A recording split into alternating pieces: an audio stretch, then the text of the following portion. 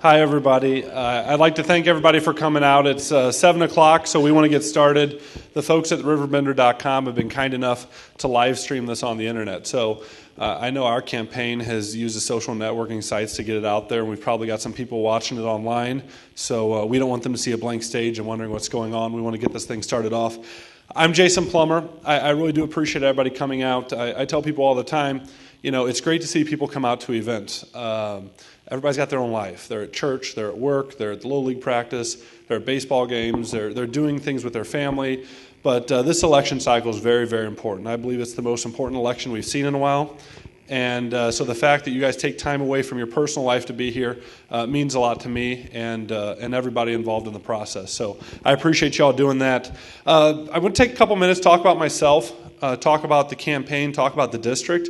Obviously, this cycle, they've redrawn the Congressional District, so it's a little bit different, a little bit new. And then we just want to mainly open this thing up to you guys because, I'm not here to talk to you. I'm here to listen to you and answer your questions and take your comments and feedback. Like I said, my name is Jason Plummer. I live in O'Fallon, running for the 12th Congressional District.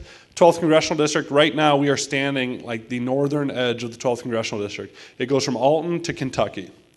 It's made up of 12 counties in southwestern Illinois. It's a very unique district. It's economically very diverse. Culturally, it's pretty conservative. Demographically, it's very diverse. It's a very unique district. You're up here kind of in suburban St. Louis. There's a large manufacturing base. There's a transportation base. You've got Scott Air Force Base in St. Clair County. Once you get south of St. Clair County, it becomes very rural. You run into a lot of the energy sector, the coal, the oil, the gas, the agricultural industry that is very, very key to southern Illinois and to the state as a whole. I'm running for this office because I think if you look at the 12th Congressional District, you look at those resources we just talked about, SIU, Carbondale, Scott Air Force Base, you look at the agricultural resources, you look at the coal we have in the ground, you look at our access to transportation networks, road, rail, river, air infrastructure, you look at the hardworking people we have in the 12th, we've got a lot of wonderful things going for us. Unfortunately, we're struggling. We're struggling economically. We've got high unemployment. We see a lot of people moving out of the 12th Congressional District. We see a lot of people moving out of Illinois.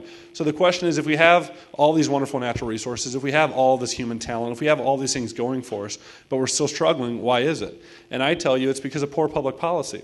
I think it's because of poor public policy in Washington. I think it's because of poor public policy in Springfield, Illinois. I'm running for office to change that. I think I have a background that can do that. I'm a businessman. I'm a Navy reservist. My unit's actually based at Scott Air Force Base, so I know that institution very well. I think we've got a real opportunity. And I tell people all the time, this isn't about running for Congress. This isn't about electing one congressman. I truly think that if we run the campaign, we can run. If we run the campaign, we will run. If we work as hard as we're going to work, and we are working, I think we can change the dynamics of the 12th Congressional District. I run into people all the time in southern Illinois, and they say, well, I'm a conservative Democrat, but I feel like my party's left me. They say, I'm a conservative Democrat, but I don't agree with the president. I don't agree with Nancy Pelosi. I don't agree with Mike Madigan. I don't agree with Pat Quinn. And I say, well, welcome to the Republican Party. If you look at this district and you look at all the things we have going for us, it's a culturally conservative district. I tell people all the time, I'm not bashful about it. I'm pro-life. I'm for the Second Amendment. I want to get government out of the way. I don't want government. I don't want the government involved in our healthcare decisions, but I don't want the government involved in the economy to a huge degree either. I think that if we let the American people do what they do best, if we let our coal miners mine coal, if we let our truck drivers drive trucks, if we let our farmers farm and not worry about how much dust their combine's kicking up, if we let the American people do what they do best, the 12th Congressional District, the state of Illinois, and our nation as a whole is going to thrive. Unfortunately, I think government's getting in the way of that. People all the time say, well, what's the number one reason why you're running for office? And a lot of candidates will say, well, I'm running for office because I want to repeal Obamacare. Or I'm running for office because I want to support the Second Amendment, or because I'm pro-life. And I agree with all those things. Those are all very important things. But when people ask me that, I tell them it's very simple. I'm running for office because I want to shrink the size and scope of the federal government. I think that if we do shrink the size and scope of the federal government, you lower taxes. You don't have to worry about government getting in the way of your Second Amendment rights. You don't have to worry about the government getting in the way of any of your constitutional rights. You don't have to worry about outrageous spending. Taxes will be cut. We will get government out of the way so our private sector can thrive, so American families can make decisions based on their well-being, not on the well-being of bureaucrats in Washington. So my campaign is working very hard. We're kind of in a unique situation right now, and that I go everywhere and people say, okay, well, enough about you. Tell me about your opponent. And I say, well, I don't really have one right now. So we're working on that. And don't be fooled. We're going to have an opponent. Nancy Pelosi thinks she's going to be Speaker of the House again. And she thinks she's going to be Speaker of the House, and she thinks she's going to build that majority through the state of Illinois. In 2010, the voters of the state of Illinois elected 5 new Republican congressmen. 5 on top of the ones we have already. They elected 5 new Republican congressmen. And so what did we do here in Illinois? Well, we redrew the lines to go against the will of the voters. And the Democrats said they think they're going to flip our delegation to a 12-6 Democrat to Republican delegation. I personally think they've drawn the lines a little too thin. I think they've stretched themselves out. And I think that we're going to make sure that we throw a huge roadblock in the way of Nancy Pelosi becoming Speaker here in the state of Illinois. The number one district making sure that roadblock is erected is Illinois 12. If you look at what's going on right now, some of you may follow politics, some of you may not follow politics, but there's prognosticators in Washington, there's the Cook Political Report, and there's Rothenberg, and there's the Liberal Daily Coast Group, and there's just a lot of these organizations. Every single organization has moved this district from lean Democrat to toss-up, and some of them have moved it from lean Democrat to toss-up to tilt Republican.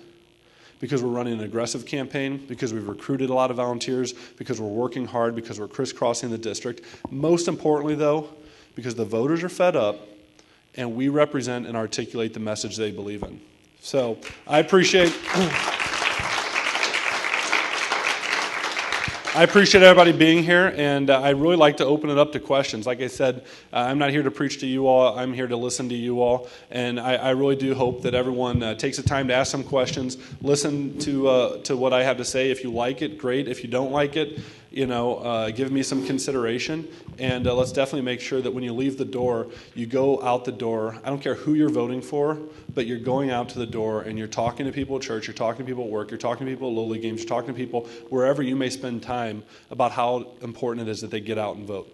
Because this election is extremely important. From the presidential level to the county board level, it's an extremely important election. There's a lot of important candidates on the ballot, the county level, state level, federal level, and we need, as a country, we need an informed, energetic, active electorate getting out there and driving people to the polls. So I appreciate you being here, and I'd like to just open it up for questions.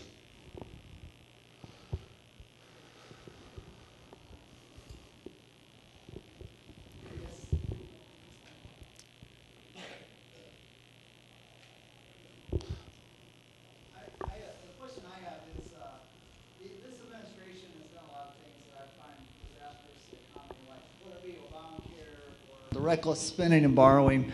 Obamacare is bad enough, but I think the biggest thing is the EPA that's just crept in that a lot of people don't know about. Could you speak a little bit about the effects that the EPA's new regulations and overreaches have had on this district in particular?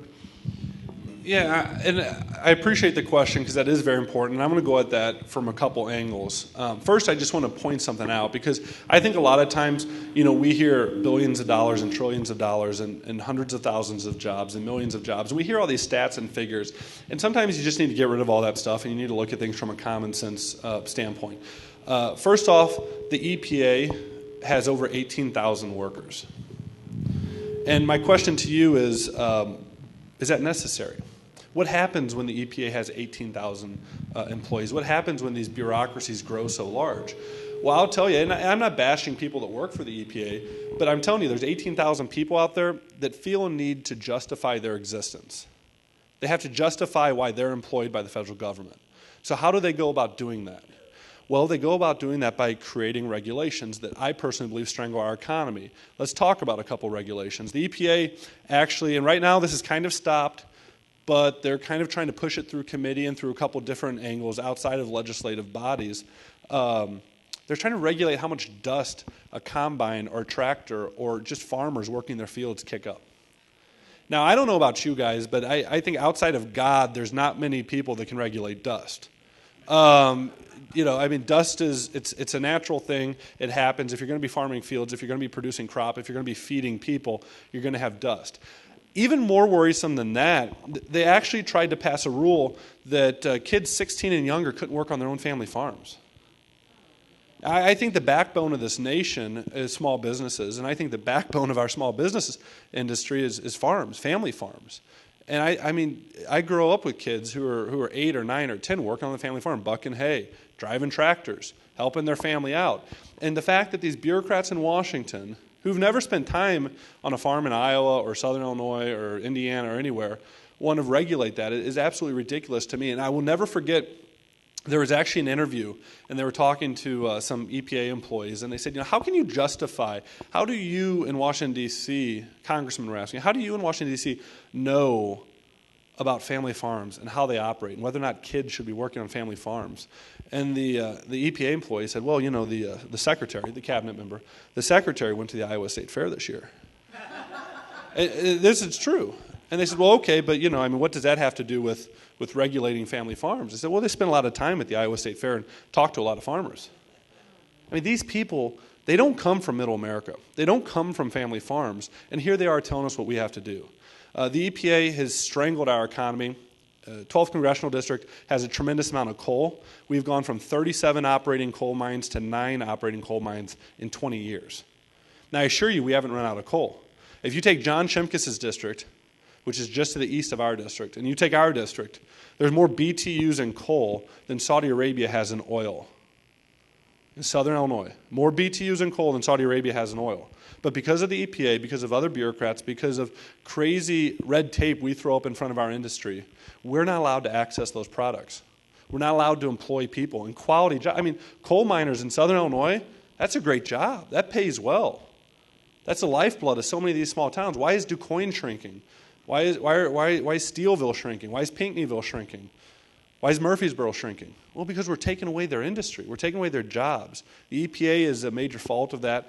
And like John Shimkus has done, like Mark Kirk has done, like other congressmen from Midwestern states have done, Republican congressmen, I'll do everything I possibly can to stand up to the EPA and make sure they stay off the backs of farmers, coal miners, and other small businessmen in the 12th Congressional District.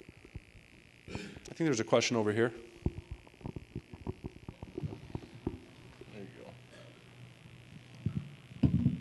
Hi. Wow, that's loud. No problem. So, as far as I can tell, the Democratic Party, they don't have a budget. They don't have a plan. They're just going to let Medicare go broke. But Paul Ryan, he does have a budget. It's been getting a lot of support recently. And I was wondering what your thoughts on Paul Ryan's budget were, and if you were elected to Congress, would you support it? Yeah, you bring up a great point. And it's, again, the same thing. What's going on in Washington, D.C.? The President of the United States doesn't have a budget. What he's presented to the House and to the Senate, Democrat-controlled Senate, at that matter, got 0 votes. Now, what kind of leadership are you providing when Barbara Boxer won't even vote for your budget? What does that say about your budget? What does that say about your priorities? What kind of political example are you making? I mean, are we truly sitting back saying, you know what, the American people are struggling right now. There's families that are sitting at the table trying to figure out how to balance their budget. There's small businessmen trying to figure out how to keep people employed. They're fighting onerous regulations, crazy taxes, and all this crazy stuff out here. And we're not even going to throw out a reasonable budget that Barbara Boxer will vote for? It's ridiculous. The Senate, Democrat-controlled Senate. I think it's been over 1,000 days since they offered a budget. I've lost track now, but I know it's over 1,000 days now since they've offered a budget. Then you take the House, controlled by Republicans right now, but mind you, for 2 years, President Obama had the Senate. He, of course, had the presidency, the Senate, and the House. They did nothing. They can talk all they want about Paul Ryan. They can talk all they want about his budget. They can talk all they want about the Republicans. They controlled everything for 2 years, and they did nothing to solve the long-term problem. So Paul Ryan comes out, presents a budget.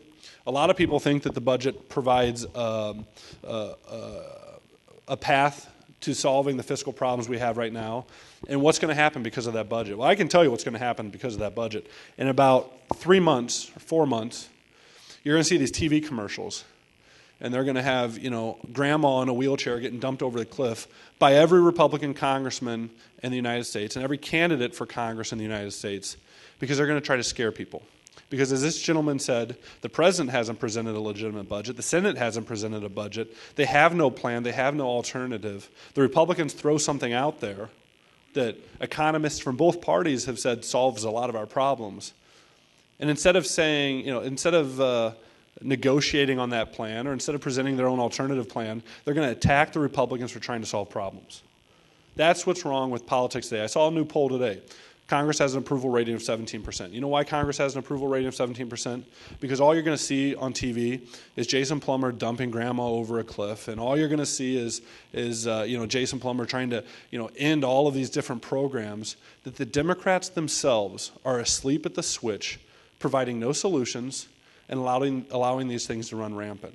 So I think we need people like that presenting alternative plans. I've met with them. I think that they do provide a lot of long-term stability to our fiscal situation, and we have to have more people like that. So I look forward to going to Washington and working with these guys and making sure we solve these problems, because at the end of the day, Social Security, Medicare, a lot of these other programs that people, I see quite a few people in the audience right now, they're on Social Security or they're quickly approaching Social Security, and they expect it to be there.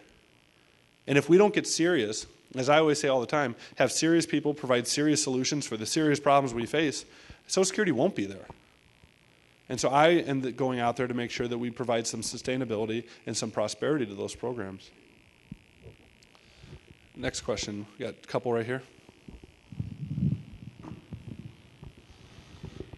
Hi, Jason. Tonight I heard a news feed that indicated that the middle class in America is dwindling so quickly because most people have their entire life savings invested in their homes. And of course, the home values now are, I don't know that we're really seeing it so much here as they are on the coast. But,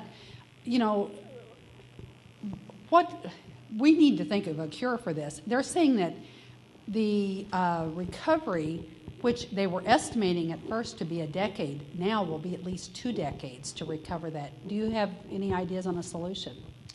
Well, I think there's a lot of things that go into the solution. I just read a report, probably the same thing you read a day or two ago, said that the middle class in America over the last 3 years coincides perfectly with somebody coming into the office, but the middle class over the last 3 years has lost 40% of their net worth. On average, the American middle class, 40% of their net worth. They're back to where they were in 1992. Now think about that for a second. We've basically gone backwards 2 decades in 3 years. It's a very scary thought. That's a lot of ground to make up. You're not going to make that ground up overnight, but you are going to eventually make ground up if you put the right policies in perspective. And I tell people all the time, if you're a congressman running for office in Nebraska or North Dakota or Oklahoma or somewhere like that, you're fighting some national trends. You're fighting a recession. You're fighting a lot of problems that are going on at the national level. Here in Illinois, we've got a double whammy. We've got a double whammy because Springfield's messed up. We're fighting what's coming out of Springfield, and we're fighting what comes out of Washington, D.C. So, and then people say, well, why are people moving to Wisconsin? Why are people moving to Missouri and Iowa and Indiana and Kentucky? Well, it's because we live in a really rough place economically right now. We can provide these solutions. The first way we do is we extend the tax cuts. And you're going to hear people say, well, these are the Bush tax cuts. And I kind of chuckle when they call it the Bush tax cuts because the last president that actually extended the tax cuts was President Obama. And if anyone looks into these tax cuts, they'll see the vast majority of the savings went to the middle class. They weren't tax cuts for the rich. They were tax cuts for everybody. And I think that what those tax cuts prove, the fact that President Bush did them and we saw economic growth, the fact that President Obama did it to lessen the impact of the recession shows that they knew that was going to be a benefit to the economy. They were going to, the Democrats don't like giving money back to the people, even though it's the people's money. But they knew they had to do it. Now they think that we're coming out of this recession. I'll be frank with you, I don't think we are. I see the job numbers that come out. Let me tell you, that's funny math they're using. We have to add 150,000 jobs a month just to keep up with population growth. Last month we had 69,000. The month before that, the numbers came out okay at first, but then when they redid them the following month, I think it was 83,000. So in 2 months, we had job growth that is essentially what we need for 1 month just to keep up with population trends. We have a lot of people out of work. We've got people leaving the workforce. The way that we bring fiscal prosperity back to the American people, in my own humble opinion, what I'll fight for in Washington, D.C., is we completely reform the tax code. It's not about tax cuts or tax increase. It's about reforming the tax code. We have a regressive tax code. We have a regressive tax code that negatively impacts investment. It negatively impacts working. It negatively impacts savings. I tell people all the time, especially my Democrat friends, sometimes, like I said, I like to go back to common sense. And I say, you're for taxes on cigarettes and tobacco products because why? Well, because you think that a higher tax on cigarettes and tobacco products will keep kids from smoking.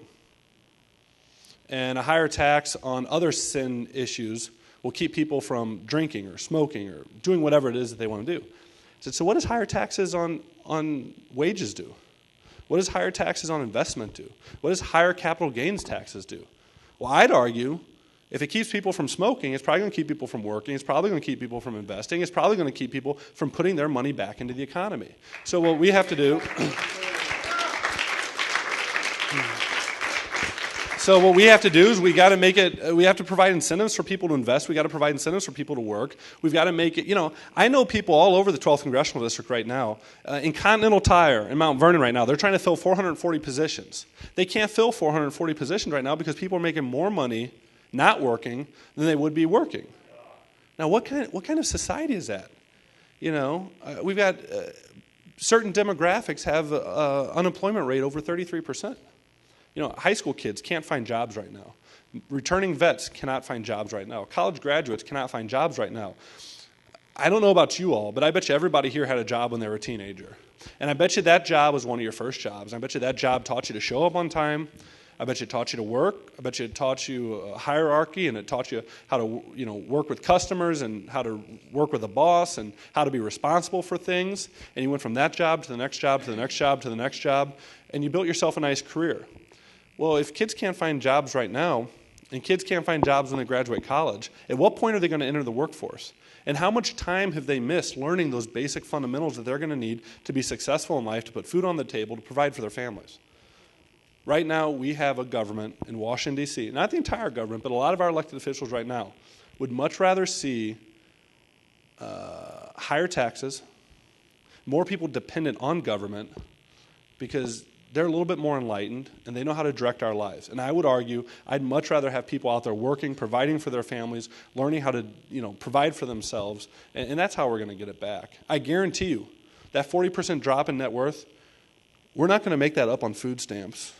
We're not going to make that up getting a check from Springfield or a check from Washington. We're going to make that up by going to work, by investing in companies, by building companies, by employing people, by broadening our economy. That's how we're going to make up that huge decrease we've seen in the last 3 years. Next question, sir. I guess my problem is, since the House controls the spending, why can't they stop these federal agencies from continuing to grow and spending more money than they could? Because there's no budget, so there's no allocation of funds. So somebody ought to be, it seems to me like the House ought to say, look, we're going to cut your amount of money. Now what are you going to do? Well, I think we've started to see that. We sent 86 new Republican congressmen to Washington, D.C. In 2010, after 2010. And I think immediately we saw the conversation change from how much we're going to spend to how much we're going to cut. And you're right, spending does originate in the House, and I've seen Republicans. Right now we're withholding funding from a lot of the provisions from Obamacare, government-run health care. And by delaying the spending on those provisions, we're hoping that those bureaucracies and those the little things throughout government that Obamacare creates aren't going into effect. And hopefully, before those things go into effect, before we're forced to fund those things, the Supreme Court will rule what I believe is the case, and that's Obamacare is unconstitutional.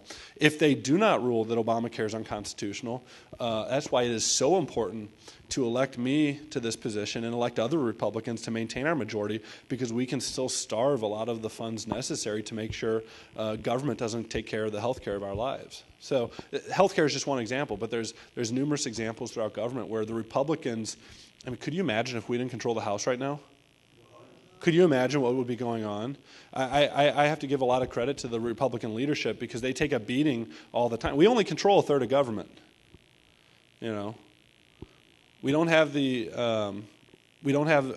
control like 1/6 of government. We don't have the executive branch. I'm not sure who controls the judiciary. and we only have half the legislative branch. So I mean, we really have 1/6 of government right now, and I have to give a lot of credit to the Republicans that are kind of the tip of the spear in Washington right now. That's why it's so important we defeat this president. That's why it's so important we defeat people like Claire McCaskill next door, and we get Republicans elected to the Senate. And that's why it's so important that we hold our majority in the House.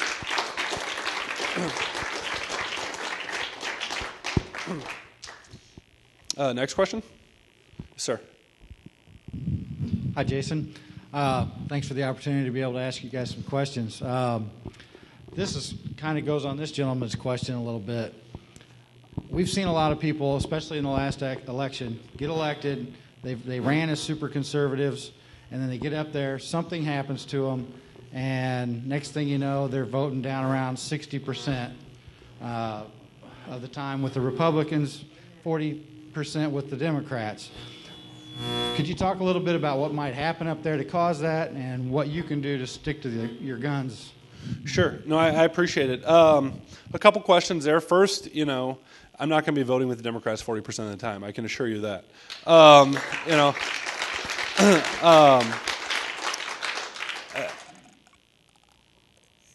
I think the problems we see, and I'll say the problems we see in Springfield and the problems we see in Washington for that matter, I don't think they're because of one party. I know up here we're saying Democrats, Democrats, Democrats, and I think that they've been a huge problem, especially, the last 3 years. But it's not like the Republicans were perfect when they controlled everything either. And I think it's important that we send people to Washington that have that perspective. Just because it's got an R next to its name or just because it's got an R next to a piece of legislation doesn't mean it's a perfect piece of legislation. And so I think it's important that we keep that in perspective. I think it's important that we send people to Washington that are fairly independent. We have a lot of people in Washington D.C. right now that they get out there. Well, our biggest problem, I personally think, is the way we redraw our districts. Look what they've done in Illinois. Okay, so you got a bunch of districts that are very, very Republican. You got a bunch of districts that are very, very, very Democrat. You got a few districts like Illinois 12 that's right in the middle. So you're going to have people that go out to Washington from Illinois 12 with common sense. That's not beholden to, what the very, very liberal people in the very, very liberal districts say. Very, very Republican people in the very Republican districts say. You have to send people to Washington with common sense that realize that everything that's Republican is not perfect, and definitely everything that's Democrat is not perfect. We've got to send people out to Washington, D.C. that, quite frankly, aren't dependent on being in Washington, D.C. I enjoy business. I enjoy the Navy. I look forward to doing those things for a long time. I don't want to go to Washington, D.C. for a career. I'd love to see term limits in Washington, D.C. I think that, but I think our biggest problem we have, what you're hitting at, is there's a lot of people, they get out to Washington, D.C., they come from these very safe districts, and they fall in love with being in Washington, D.C. They fall in love with what I call the cocktail circuit. They fall in love with being called congressman or senator or whatever. And they just do everything they possibly can to stay in Washington, D.C. Well, I'm not desperate to stay in Washington, D.C. I'm desperate to turn around the economy in Illinois 12. I'm desperate to get people jobs in Pinckneyville and in Alton and in Mound City and Pulaski County, because that's what we need. And I'll do whatever I can. But I go to Washington, D.C. with the perspective of a conservative, and I can't see anything in Washington, D.C. that would corrupt my view of what's important in Washington, what's important to our country. What's important to our economy is a strong economy. How do we have a strong economy? Low taxes, less government interaction. How do we have a strong nation? A strong Constitution. I understand the Constitution. I know what it says and what it doesn't say, unlike our president, who is a constitutional law professor. It's frightening that he was indoctrinating students in his classes. But the fact of the matter is, I understand what we need to do. I come from a conservative perspective. When I was at the Heritage Foundation in 2005, our biggest problem wasn't the Democrats. Our biggest problem was the Republicans that were in control. Remember, they always talked about the permanent majority? Remember the permanent majority? President Bush was president, and we controlled the Senate, we controlled the House. Republicans had a permanent majority. We were never going to lose it. And what happened? We lost it like that. And why did we lose it like that? Because instead of trying to maintain our permanent majority by doing the right things and earning it, we started trying to maintain it through massive earmarks and through doing whatever we had to do, whatever the people in Washington said was the right thing. And that's not why we get sent to Washington. We get sent to Washington by the voters in our district, and you got to respond to them.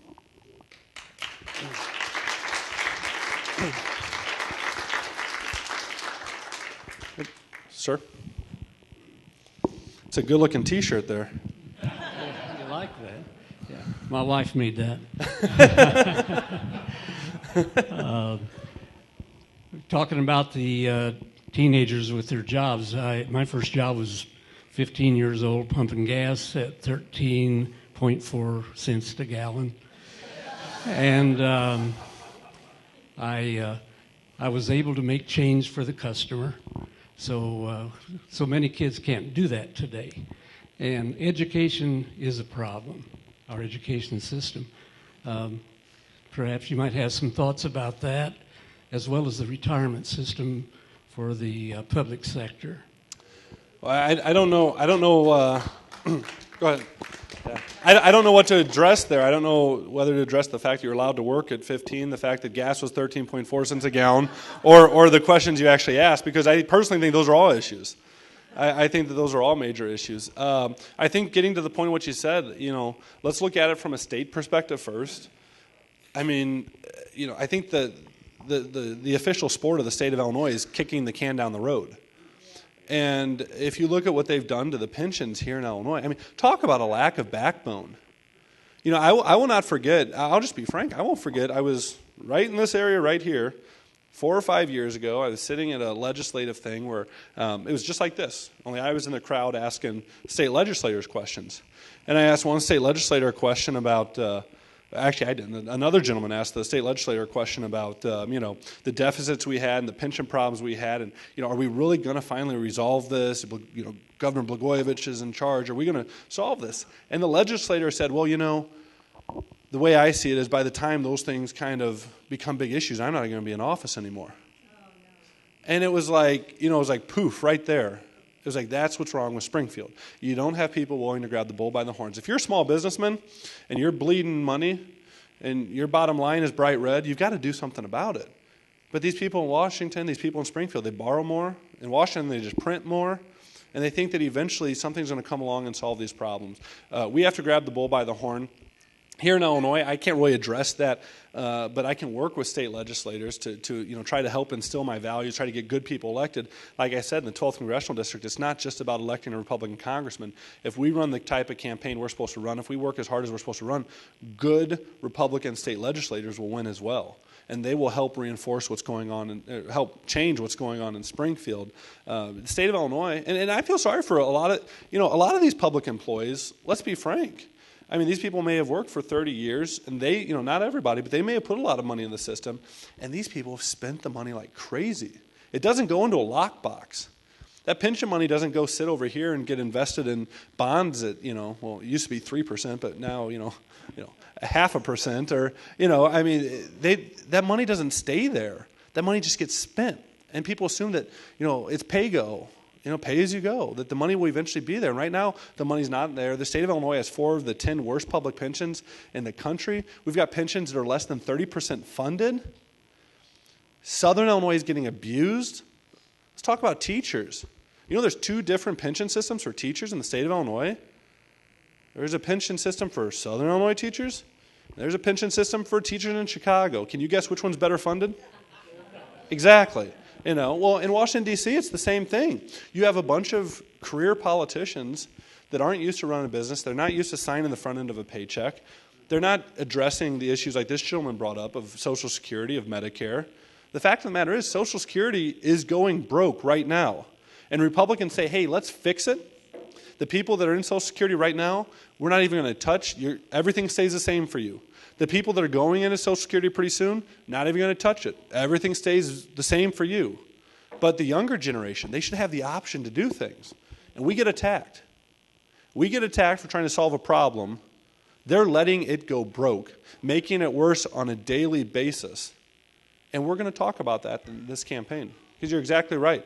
Our entitlement system's going bankrupt right now. People are depending on those things. They're not going to be there. Yes, sir.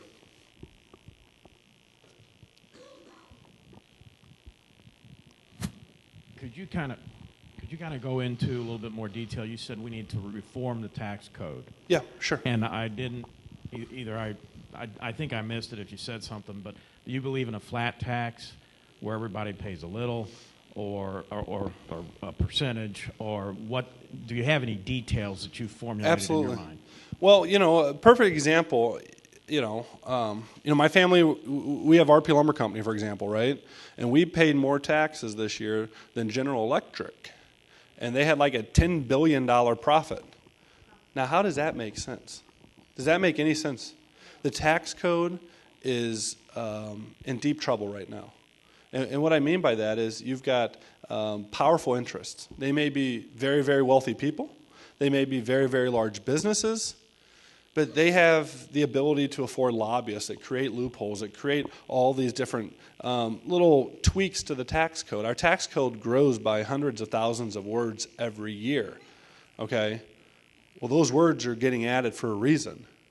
What we need to do, and I think what the Republican Party as a whole is standing on, and has been standing on, is we need to simplify the tax code. You need to get rid of a lot of those loopholes. You need to streamline the tax code so that everybody is participating in the tax code. There's not loopholes out. In terms of, there's the fair tax that's out there. There's the flat tax that's out there. The fair tax is it's not complex, but it's a big process. But it's essentially a consumption-based tax code policy. And I think there's a lot of merit to that. The flat tax is obviously, I don't care how much money you made this year. If you made, $40,000, you pay, 15%. If you made $40 million, you pay 15%. Now, we all know everybody's going to pay the same rate, but they're obviously going to pay a different amount of money.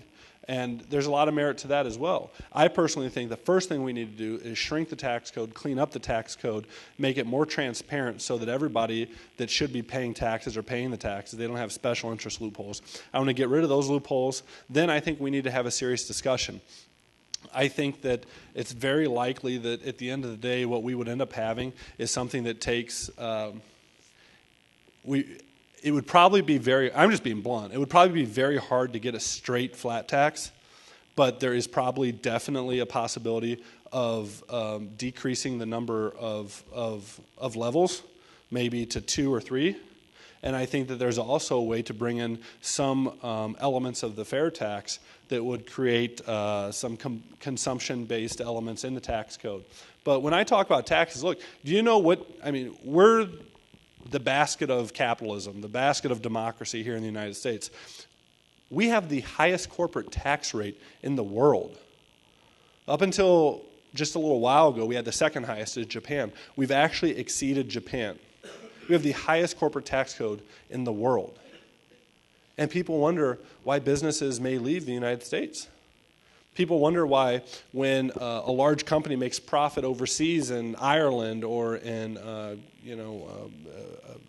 Japan, why they keep those profits overseas and they don't bring them back to the United States. Because it's so expensive to bring that money back to the United States. They're better off leaving it over there in a lot of their opinions. So what we need to do is bring the corporate tax code down that makes our companies more competitive. I think 20 to 25% is a very logical position to be in. I think if we bring our corporate tax code down, it helps our businesses, it grows our economy, it employs more people. In terms of the personal income taxes, I think we need to decrease them. I think we need to keep capital gains taxes low, because capital gains means people are putting money into the economy. I had a debate with somebody the other day, and they said, these Republicans, they hide away all their money. I said, what do you mean by that exactly? And he said, they put their money in mutual funds and hedge funds and stocks and things like that, and they just hide it away. And I said, well, when they put their money into a stock or they put their money into a mutual fund, which probably everybody in this room through their pension or through their 401k or through whatever, they're involved in a mutual fund. So when they put that money into a mutual fund, where does it go next? I said, well, it stays in Wall Street. I said, no. I said, it goes into a mutual fund, then it goes out into businesses, it goes out into the economy, it grows the economy, it employs people, and they hope to get a return on investment. And so I think we need a tax code that doesn't punish things like that. You have another question? No, sure. Go ahead. I agree with you that Democrats don't have any fun with it, but I was sort of curious about the specifics of the Ryan plan. What are the pluses, what are the minuses? Is it something that you would support if you were elected?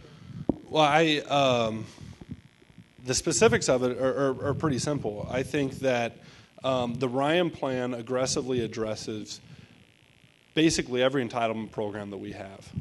And it will not solve the trajectories that we're on overnight. But I think that you'll see over the course of probably, I think it's either 6 or 8 years, it basically flattens out the trajectory. And then the following either 12 or 14 years, it basically takes us back so that we're not bleeding money anymore. I think that the benefits of the Ryan Plan are pretty obvious. They aggressively put Social Security into a situation where it will actually be there for people that are retiring. It puts Medicare into a situation that will actually be there to fund the health care needs of the people that it's there for. The negatives of the Ryan Care are very political, to be frank. You've seen with this administration already, and it's early in the campaign season, they don't have a record to run on. They're not going to run on the economy. They're not going to run on jobs. They're not going to run on ethics. They're not going to run on essentially anything. So what they're going to do is they're going to float a bunch of bright, shiny objects.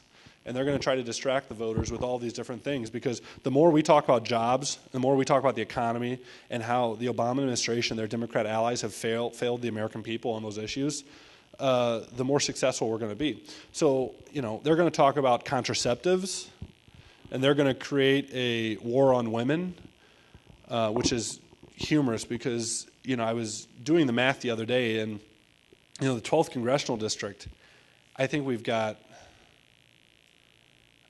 4 or 5 out of the 12 county chairmen in the 12th Congressional District are women. I know 6 of my 12 county coordinators are women. I just did an event yesterday with Joanne Emerson, a very influential congresswoman in Washington, D.C., and at that event we unveiled our Women's Coalition for Plummer. But they're going to create a war on women. They're going to have these ads where we're dumping senior citizens over the cliff. They're going to talk about everything that they can possibly talk about except for the stuff that will actually solve the problems we're facing. And so the negatives of the Ryan Plan are exactly those things. They're going to try to use the Ryan Plan to defeat Republicans across this country because they're going to turn it into something that it's not. It's not something that's going to devastate the lives of senior citizens. It's not something that's going to be destructive to American families across the 12th Congressional District, but they're going to try to portray it as that. And we need to make sure that we have people out there going, you know what? Don't you want to solve the problems, or do you just want to talk about the problems? And I think Republicans are trying to solve the problems, and they need reinforcements in Washington, D.C. to make sure that gets done.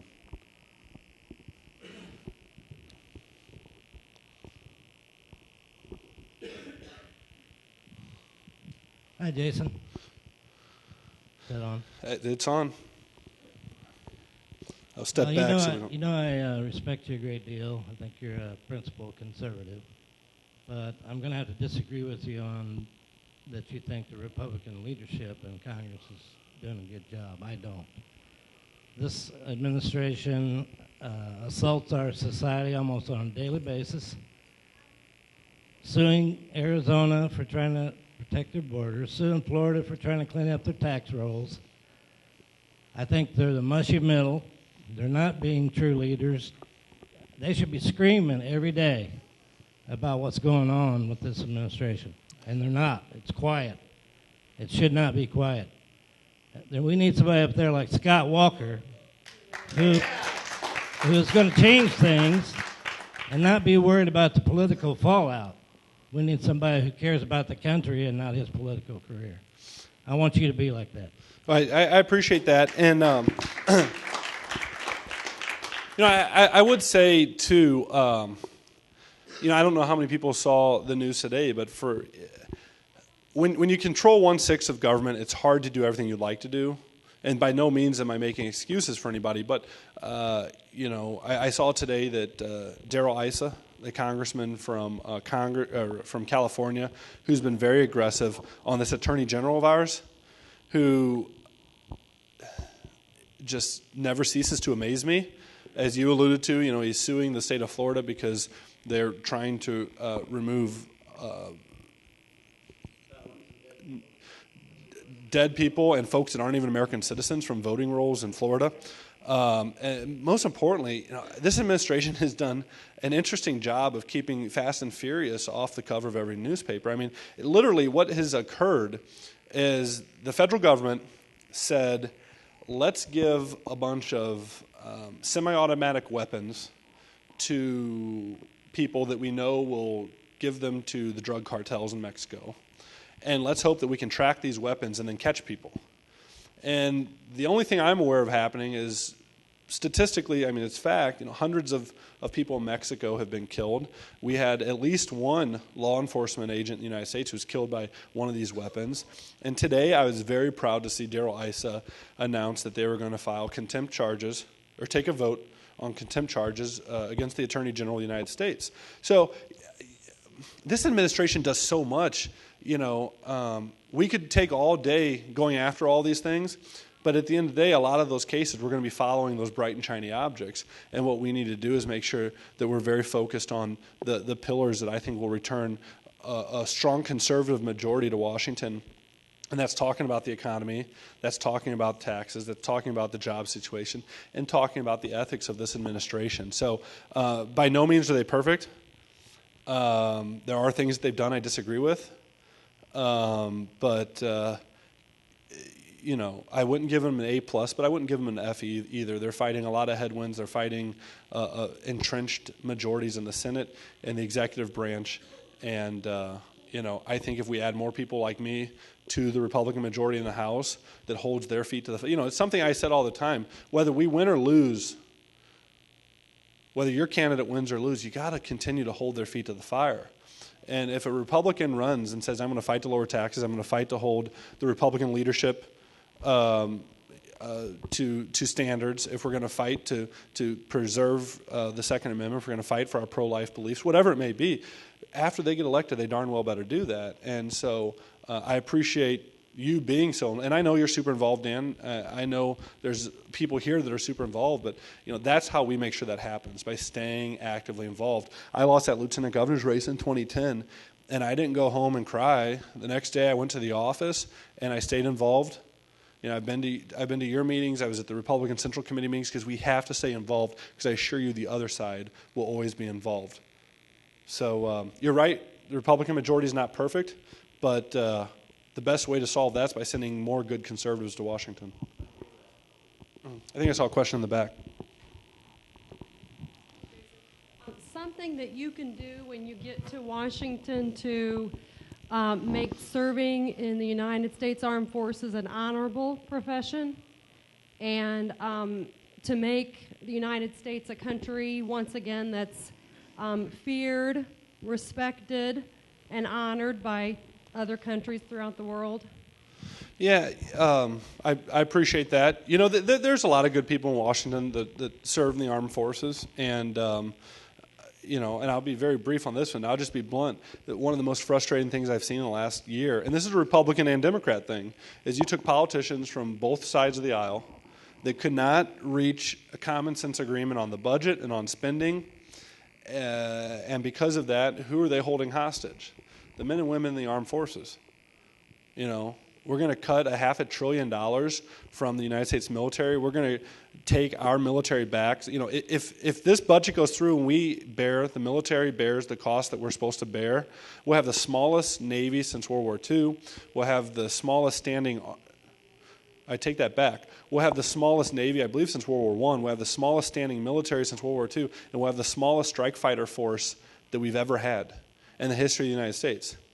And you've got the Russians that are aggressively doing things militarily. You've got the Chinese that are growing their military by leaps and bounds. They're getting ready to unleash some stealth fighter jets. They're rolling out aircraft carriers. They're getting involved in GPS systems that are very important. The Chinese are doing all these things. The Russians are funding Syria and Iran and doing all these things, and we're slashing our military. And we're slashing our military because a bunch of career politicians don't have the guts to make the decisions that have to be made. They're afraid to go back to their voters and say, you know what, I had to cut your pet project because I thought it was more important to give. Did you see the report a couple days ago where they're talking about cannibalizing military equipment, taking jets, and essentially, I think it was the Department of the Navy maybe. I'd have to double check that. But they issued a report that talked about cannibalizing equipment. So, if you've got 12 jets, here's the procedure to cannibalize 2 of those jets to take equipment from them to keep 10 jets running. And this is the American military. I think one reason why we're so economically prosperous and why we're so safe as a society is because we have the strongest and the best military in the world. And I think that if we're going to preserve our economic prosperity, if we're going to preserve the safety of our people, we're going to make those tough decisions, and we're going to make sure we have the greatest military in the world, because the greatest military in the world prevents wars. That's what it's all about.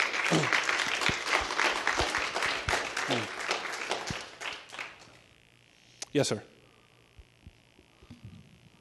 I think this election is going to be mainly about jobs. There's people who their wages have been stagnant, but prices keep on going up. What can government do or not do to help wages, help jobs, and that type of thing? I think government can get out of the way. I think that government can let the American people do what they do best. There's so much uncertainty out there. You know, businesses have a lot of, especially large businesses, they've got a lot of cash on their balance sheets right now. But they don't know how to deploy that money into the economy because they don't know what's going to be going on at a regulatory standpoint. They don't know what's going to be going on at a tax standpoint. So we have to provide a long-term vision. I guarantee you guys, when you guys sit down with your family at your kitchen table and you start budgeting, you know, your mortgage, your car payment, your insurance payments, when you start mortgaging your grocery bills, your power bills, and everything else, you know, maybe tuition, who knows what. But when you budget, you don't look 6 months into the future, and you don't look a year into the future. You look 5 years into the future.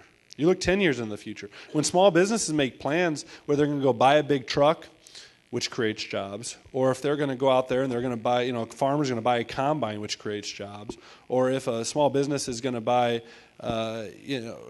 build a building to house their office, or sign a lease, a long-term lease, they plan. Where am I going to be a year from now, 5 years from now, 10 years from now? We don't do that in Washington. Everything is, you know, we're so short-sighted in Washington right now. So I think what government needs to do is it needs to get out of the way, and it needs to provide a vision or a sense of confidence to the American people and to businesses where the economy is going, where the tax code is going to be, where the regulatory code is going to be, so that they can say, okay, I feel comfortable about the direction of the economy, the direction of taxes, the direction of regulations in the next 5 years. I'm going to build that building. I'm going to buy that truck. I'm going to invest in a new company. I'm going to take that job. Right now, there's no confidence. So we need to get government out of the way. And like I said before, instead of the EPA running around the 12th Congressional District, we need coal miners running around the 12th Congressional District. We need farmers farming with confidence. We need coal miners mining with confidence. We need small businessmen creating jobs with confidence. We need private citizens investing in their pension or their 401k with confidence. And when that stuff happens, there is no more hardworking, optimistic, or creative people in the world than the American people. We've shown that time and time again. It's like Ronald Reagan said, you know, back in 1980. It's like JFK did. When JFK cut taxes, you cut taxes, get government out of the way, the American people will do just fine. This administration continues to throw up red tape. They throw up hurdles, and they just get in the way of the American people. And that's what frustrates me. There's so much opportunity. You know, the 12th Congressional District, could you be better situated geographically in the United States? Look at the interstate networks that go through here. Look at the rivers that go through here. Look at the access we have to air terminals. We're in a wonderful geographic location. We've got unbelievable amounts of coal and oil and gas. We've got a great transportation industry. We've got a potential for a great manufacturing industry. We've got great people, and we're struggling. Well, it's public policy. So, question way over there.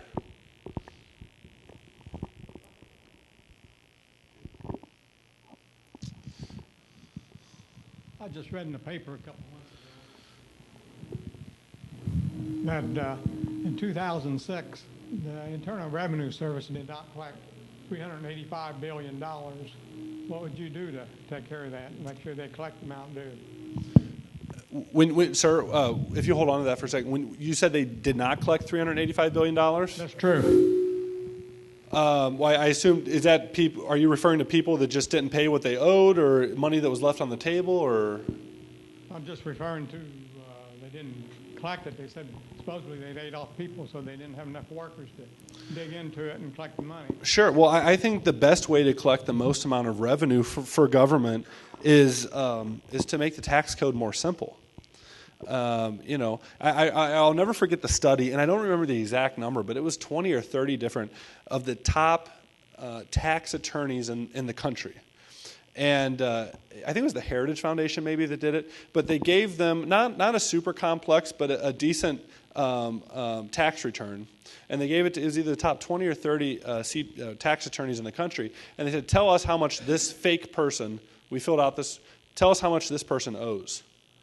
And they did not get two answers that were the same. And if you take the 20 or 30 most brilliant tax attorneys in the country, and you give them a not too complex tax return, and they can't figure out how much the person owes, I think it shows our tax system's messed up. We're leaving money. I guarantee you we're leaving money on the table because you've got these companies and these people who are taking advantage of these loopholes that need to be closed, and because you've got a lot of people that are doing things. They feel that the tax code's rigged against them, and so they're not doing things that would create tax revenue. They're not making those investments.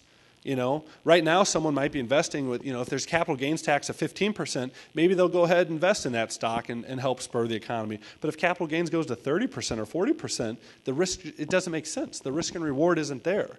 If you look at what's going on here in the state of Illinois, the citizens of the state of Illinois, that tax increase, it added the 67% tax increase, basically for the average family, that was one more week of work that just went to pay for the tax increase. And so you got a lot of people going, well, if I spend 4.5 or 5 months of my year just working to pay my tax bill, maybe I'll just go ahead and retire. And so you've got these people that are 55 or 60 or 65 that could work for 5 or 10 more years and want to work for 5 or 10 more years, but instead they just say, forget about it. It's not worth it. And so there's a lot of money left on the table. But the way we're going to drive more revenue, the way we're going to make sure we don't leave money on the table, is we have a simple tax code that people understand and that incentivizes work, investment, and savings. And that's how we do it. I've got time for one last question. I see it there in the back, so we'll get that question, and then we'll close here. Hello. Yes, ma'am. You touched a little bit on the war on women. I'm a conservative woman. I'm a mother. I work outside the home. I don't feel that any of the Democrats are representing me in any way. How would you represent working women and their rights? Well, I think, to be blunt, we shouldn't be talking about working men and working women. We should be talking about working people. I think that, like I said, this administration is going to be a lot of bright and shiny objects. It's going to be a war on women. It's going to be a war on senior citizens. It's going to be a war on the kids, the youth, and all these different things. Pretty soon, we're going to be fighting a war on ourselves because there's going to be nobody left. But the fact of the matter is, they create these divides. That's what frustrates me. I think one reason why Ronald Reagan was so popular with Republicans and Democrats is the guy was so optimistic, and he was so nice. And he wanted, the bright, shiny, city on the hill. He wanted all American people to do well. And all I see from this administration and their Democrat allies is how can we divide up the American population? How can we pit these people against these people? And how can we pit these people against these people? And how can we make the young and the old mad at each other? And how can we make the men and the women mad at each other? And how can we make the Hispanic folks or the white folks or the black folks or, all these different groups, how can we make them mad at each other? And that's not what it's about. What it's about is if you're a female and you want to work, or you're a male and you want to work, there's a job there for you. And it's not a government job. It's a job that provides you opportunity to go to work, to show up on time, to get a paycheck, to be proud of the paycheck, to go home, to put food on the table, and to have an opportunity to build your life, to work your way up the food chain, to be proud of what you do, to have a stable job, a quality job that you can be proud of. And I'm sick and tired of these people that don't like that. They want to divide and conquer the population. As your congressman, I don't care if you're union or non-union, female or male or young or old, black or white. I want you to be able to find a job. And all of those demographics,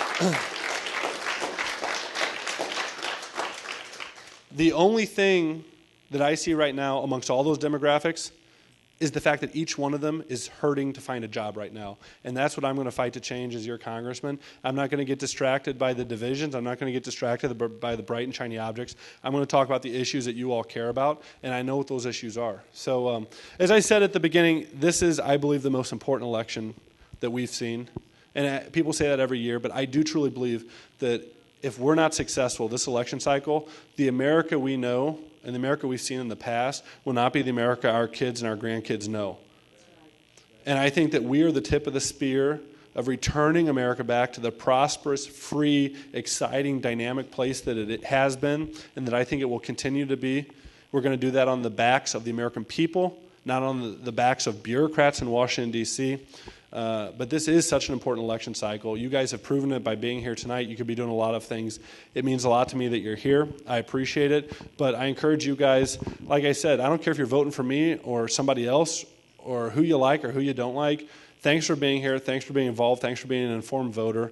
And make sure that when you leave here, you're not 50 people that go vote in November. You're 50 people that for the next 5 months you're going to be talking at every public event. You're going to be talking at the kitchen table, at work, at church, at Little League games, at football games, and you're going to make sure your family, your friends, and everyone else you know goes and votes, and they vote on the issues that matter to them, not these distractions, because this election is so important. So thanks for being here. It does mean a lot. I appreciate it.